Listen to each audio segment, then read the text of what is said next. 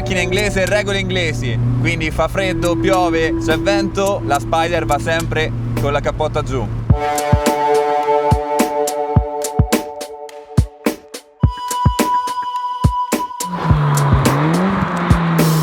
Partiamo dal presupposto che dalla prima accelerata non avevo la minima idea che questa macchina fosse così cattiva.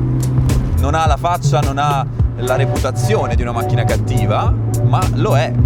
Il motore è un 4 cilindri in linea Isuzu turbo, è un 1600. Sulla carta non dovrebbe essere un qualcosa di eccitante, ma in realtà mi dà quasi fastidio ammettere che ha una bella spinta.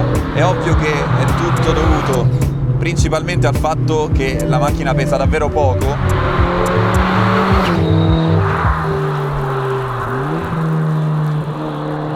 E quindi i 170 cavalli scarsi che dovrebbe avere sono ben sfruttati dalla leggerezza della macchina. Appena si prova un attimo ad accelerare un po' di più, si capisce subito che l'esperienza di guida non sarà come ci si aspettava da una Spiderina un po' sottovalutata come questa, e alla prima curva si capisce subito che ci sarà del grande sottosterzo, soprattutto quando entra in coppia il motore. È una macchina molto sottosterzante, era ovvio. Chiaro che il motore sta dalla parte sbagliata, la trazione sta dalla parte sbagliata. Quello che mi viene da chiedermi è perché l'hanno fatta così. Evidentemente perché volevano fare una macchina così e, toltisi i primi pregiudizi, è una macchina abbastanza giusta, ne capisco il senso.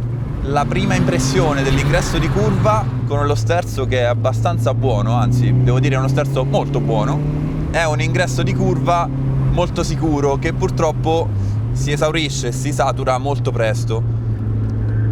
È questo già il suo limite di aderenza sull'anteriore, è molto basso. Dietro è leggerissima, quindi non essendoci nulla, la macchina tende a scartare verso l'esterno in un ingresso di curva un po' più deciso, dove l'anteriore nel primo inserimento segue molto bene, si perde poi, come ho detto, poco dopo. Già a centro curva, per non parlare dell'uscita, non è una macchina efficace, ma non deve esserlo. Non è una macchina costruita per essere efficace, ma per essere divertente in una passeggiata come quella che sto facendo io oggi. Quindi, ok, è autunno nella mia regione, l'Abruzzo, i colori sono bellissimi, la macchina è verde inglese, la cappotta è giù, è la situazione giusta per godersi una Spiderina così, se non fosse che fa un freddo cane, ma questo è un altro discorso.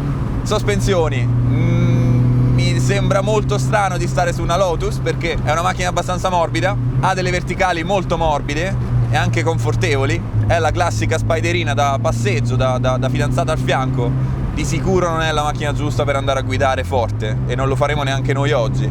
Però in tutto questo uno si aspetterebbe un motore molto fiacco come una Z1, un motore che ti lascia il tempo di goderti la passeggiata. In realtà qui questo motore Isuzu, che mi ha fatto venire un po' di nausea appena ho aperto il vano motore,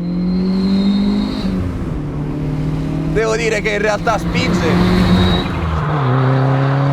Magari spinge perché la macchina è leggera, ripeto, ma comunque il risultato è che la macchina va avanti abbastanza velocemente e quindi, dai, è divertente. In un certo senso è una macchina divertente. Per fortuna si salva tutto dal primo input dello sterzo, che ha una risposta, come dicevo, molto intuitiva. È un po' un'illusione perché finisce davvero presto, però se non si forza riesci a divertirti. E questo motore, che comunque per la massa irrisoria della macchina riesce a dare delle sensazioni di velocità inaspettate. Esteticamente per me è una macchina anche bella, forse sono uno dei pochi a pensarla così. Io me la ricordo molto bene quando uscì, mi piacque da subito. Era una piccola Esprit Spider fondamentalmente, con questi fari a scomparsa e questo musetto pulito. Purtroppo la prova del tempo per l'Elan è stata terrificante perché, essendo tutta in vetro resina, è difficile trovarne una ben conservata e che non ha subito interventi dozzinali in passato. Questa qui per esempio è molto in forma meccanicamente, non tanto a livello di carrozzeria. Non mi interessa, è l'ultima cosa che guardo in una macchina sportiva, l'estetica e la cura del dettaglio visivo. Mi interessa più che alla guida poi abbia una storia da raccontare, un carattere da farti conoscere, e questa qui a suo modo devo dire che ce l'ha. L'effetto Spider su una macchina così ti dà la sensazione di andare molto più veloce di quello che effettivamente stai facendo. Per esempio ti passa via una Clio RS, neanche ti vede, però sicuramente tu qui dentro te la godi di più, ti sembra di stare a fare chissà che, in realtà stai andando piano, hai una macchina morbida, hai un motore 4 cilindri tutt'altro che nobile. Il risultato finale è che comunque ne viene fuori una piccola macchina divertente con un carattere unica, perché effettivamente l'Elan è una macchina unica, non ha nulla a che vedere con la macchina da cui ereditò il nome, l'Elan originale degli anni 60, che era tutt'altra macchina. Guardate come pompa sullo sconnesso, guardate, vedete anche me che faccio così.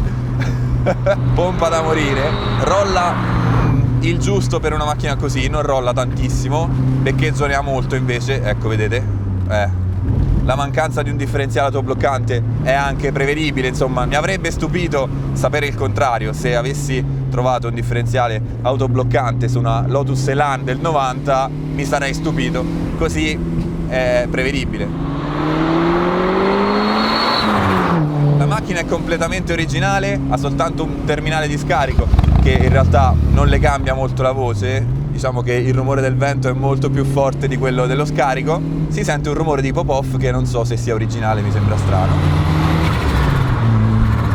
Starci dentro e godendosela a velocità più da Spider, ti soffermi a guardare il cruscotto e l'abitacolo in generale, che è molto inglese ma è anche molto giapponese. C'è molto di MX5, è la classica Spider senza nessun fronzolo, e così è giusto che sia.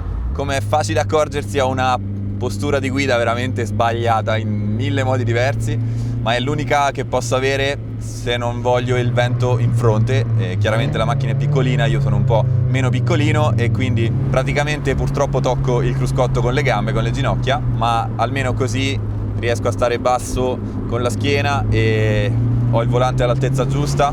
Oltre al fatto che la macchina è piccola e quindi non c'è fisicamente spazio per poter essere comodi se siete alti più di 1,75 m, però l'abitacolo è abbastanza uterino e ci si sente molto avvolti se si sta un po' bassini. La cosa più bella è che il sedile, guardandolo, non sembrerebbe, ma è davvero molto basso, quindi il fondoschiena è raso terra e il sedile è fatto in modo che fa sprofondare chi guida. Al di là delle difficoltà per chi ha le gambe lunghe, devo ammettere che mi piace. Il cambio, qui c'è da parlare un bel po', perché toccandolo la prima volta sembra il peggior cambio che si possa immaginare, perché ha una corsa veramente strana e degli innesti che non sembrano tanto convincenti. Bisogna un po' fidarsi di quello che la leva del cambio fa, perché gli innesti non sono tanto secchi e precisi e intuitivi. La sensazione dell'utilizzo dell'innesto non è bella, non è il cambio da MX5 con degli innesti belli secchi e precisi, questo qui è tutt'altro, però il suo lavoro alla fine lo fa e questo è l'importante. Proviamo un po' di sottosterzo. Ecco, io dovrei andare lì, in realtà sto andando lì.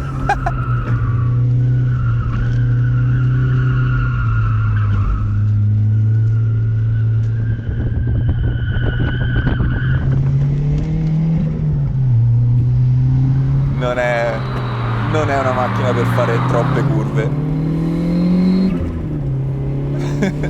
Sono stato io un po' cattivo in realtà.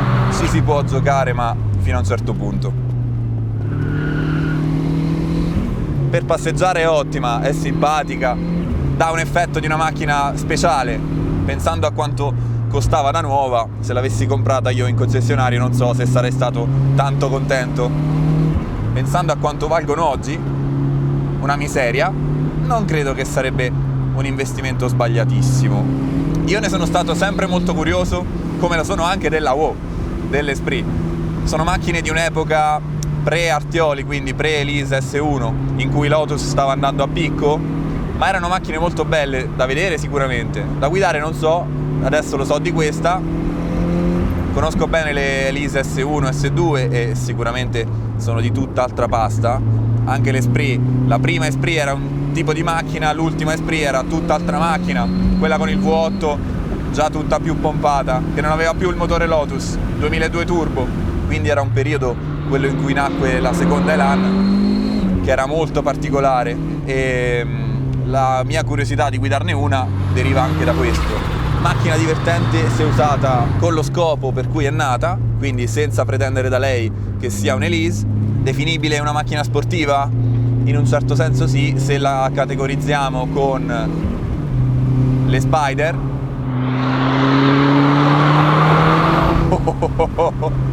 Non si deve esagerare. È molto agile sul misto con le gommine piccole che ha, e il mix, guardate quanto pompa sui dossi, è una cosa preoccupante.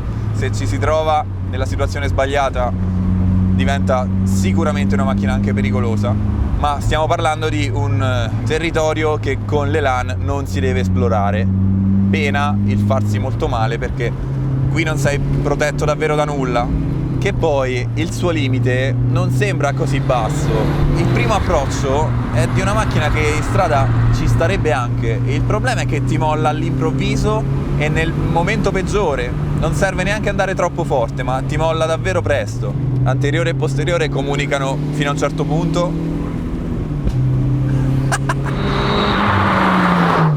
Frena anche discretamente per essere una macchina con un impianto normalissimo, la salva ovviamente la leggerezza. Morale della favola, si sente una puzza di bruciato che non avete idea. Consuma come una bastarda, con tutti i suoi difetti anche gravi e anche insensati. Mi sta simpatica, mi sta simpatica.